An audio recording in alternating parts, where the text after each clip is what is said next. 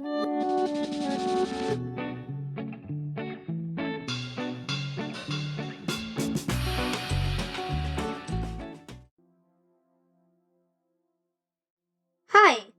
I am Jack. I'm going to teach you something exciting about plants. Are you ready? Let's start. Do you know how plants make their food? I will show you how. This is a plant. A plant makes their food by a process called photosynthesis. A plant needs some ingredients to make their food. These ingredients are sunlight, carbon dioxide, and water. Plants have tiny openings that are called stomata.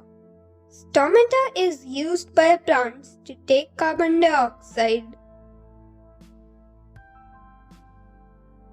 They breathe carbon dioxide in and give us oxygen. Leaves have tiny pigments called chloroplasts. These pigments take carbon dioxide, water, and sunlight and make them in form of sugar.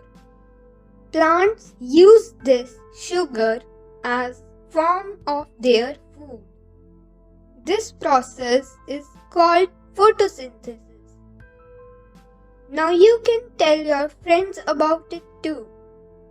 If you like this video, then give it a thumbs up, and if there is any doubt, you can ask me in the comments. Thank you and bye-bye.